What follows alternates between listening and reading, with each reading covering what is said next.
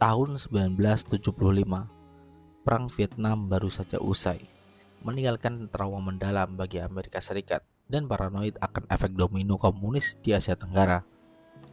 Di saat yang sama, di sebuah pulau kecil di ujung tenggara Nusantara, Portugal bersiap untuk pergi meninggalkan kekosongan kekuasaan di timur Portugis bagi rezim Orde Baru di bawah Presiden Soeharto. Kekosongan ini bukanlah sebuah tragedi, melainkan sebuah kesempatan emas. Di balik layar, militer Indonesia tidak tinggal diam. Mayor Jenderal Ali Murtopo atau Kepala Operasi Khusus waktu itu merancang Operasi Komodo pada 1974 untuk mendestabilisasi wilayah dari dalam. Sementara Brigadir Jenderal LB Murdani memimpin Operasi Flamboyan, mengirimkan tim pasukan khusus untuk secara rahasia melatih 400 milisi Apodeti atau fraksi pro-integrasi. Ketegangan memuncak pada 9 Agustus 1975 ketika perang sipil meletus setelah serangan ke kantor polisi dan perebutan gudang senjata.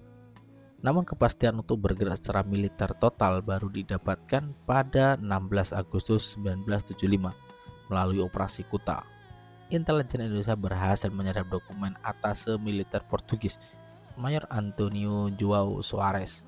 Kesimpulan dari intelijen ini sangat dingin.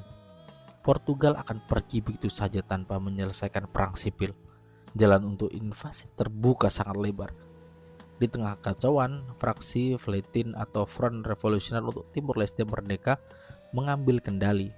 Mereka merasa bahwa status negara berdaulat akan memberi mereka perlindungan hukum internasional dari PBB.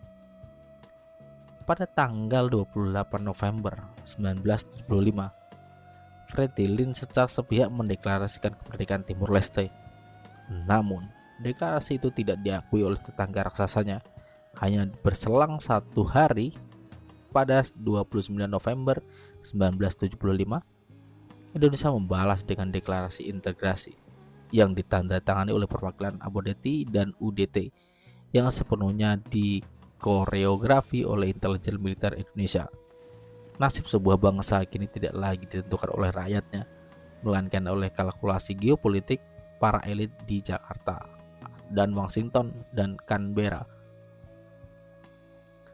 Ini adalah salah satu rahasia paling kelam dalam sejarah diplomasi modern yang terkuak melalui dokumen arsip nasional.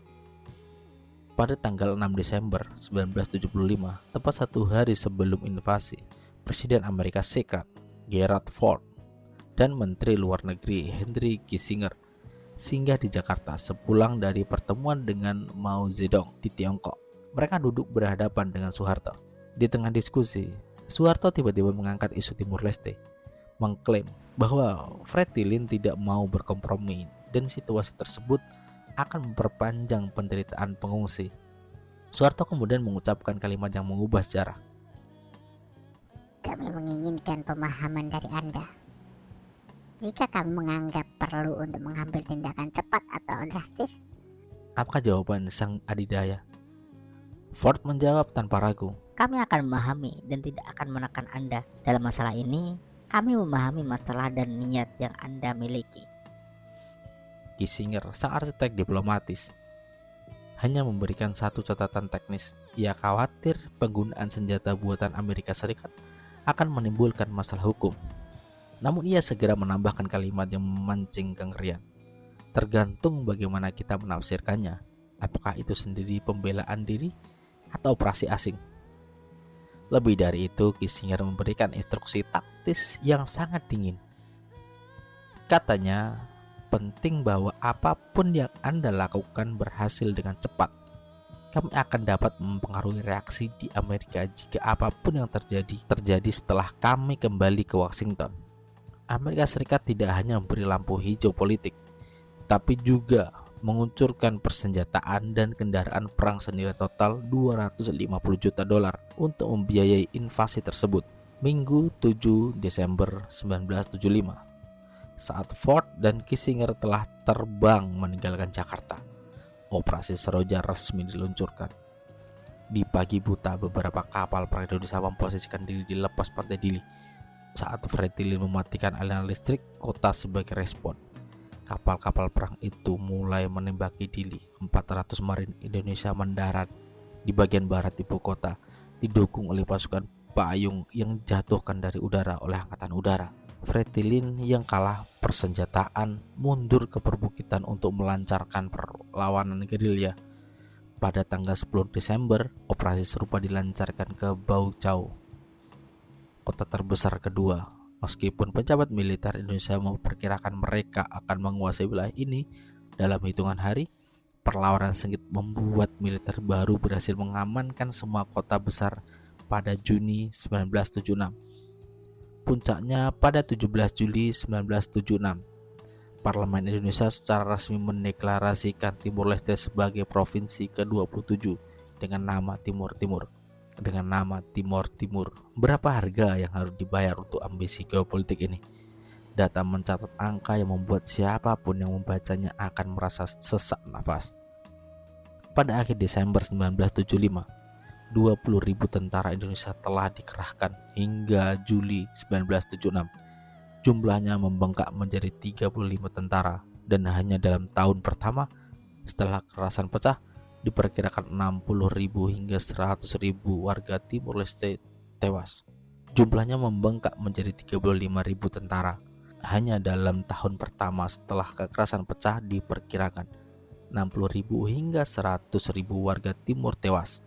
Menurut Komisi PBB untuk Pengakuan, Kebenaran dan Rekonsiliasi, total pendudukan selama 24 tahun mengakibatkan setidaknya 102.800 orang tewas. Akibat konflik langsung, 18.600 orang dibunuh atau dihilangkan secara paksa, dan 84.000 orang tewas akibat kelaparan dan penyakit. Secara total, sekitar sepertiga dari populasi Timor Leste musnah. Di mana dunia saat pembantian ini terjadi? Resolusi PBB yang menuntut penarikan pasukan Indonesia memang lahir. Namun Amerika Serikat secara diam-diam memanipulasi narasi ini di belakang layar. Australia di bawah rezim Cook Whitlam yang secara pribadi menyebut Timor Leste merdeka sebagai negara yang tidak akan berhasil. Hingga Malcolm Fraser, Bob Hawke, dan Paul Keating memberikan restu diplomatik dan bekerja sama dengan militer Indonesia, mengakibatkan protes keras dari publik Australia sendiri. Hanya Portugal yang secara total memutuskan hubungan diplomatik dengan Indonesia karena pelanggaran kedaulatan ini. Pada tahun 1978, Australia menjadi satu-satunya negara yang secara firm mengakui aneksasi tersebut. Di hadapan publik dunia, Indonesia berlindung di balik topeng anti-komunisme dan anti-kolonialisme. Namun, sejarawan John Taylor membongkar 3 motif asli di balik operasi Seroja. Yang pertama, merebut akses ke kandungan minyak dan gas alam di Laut Timur, yang belakangan waktu itu terbukti merupakan kalkulasi yang keliru. Yang kedua, menempatkan Indonesia sebagai rekan militer utama Amerika Serikat di Asia Tenggara pasca kekalahan Amerika di Vietnam. Poin ketiga, memberikan contoh keras dan berdarah bagi provinsi lain di Indonesia yang berani berpikir untuk merdeka. Kisah 7 Desember 1975 ini bukan sekedar sejarah tentang sebuah invasi. Ini adalah sebuah cermin retak yang menantang nurani kita. Bagaimana sebuah bangsa bisa dikorbankan di atas meja perundingan adidaya hanya demi kepentingan regional. Ketika Kissinger berkata pastikan apapun yang Anda lakukan berhasil dengan cepat, ia tidak sedang berbicara tentang kemenangan militer. Ia sedang berbicara tentang seberapa cepat dunia bisa dipaksa untuk memalingkan wajah dari mayat-mayat yang bergelipangan di Dili. Hari ini darah telah mengering di Timor Leste dan negara itu telah merdeka. Namun pertanyaannya yang membakar dan menantang kita hingga detik ini tetap sama. Berapa banyak lagi operasi Seroja lainnya di dunia ini yang masih direncanakan di ruang-ruang tertutup, di mana nyawa-nyawa rakyat kecil ditukar dengan senyuman para diplomat dan kontrak senjata bernilai ratusan dolar. Alkisah di sini. Sampai jumpa.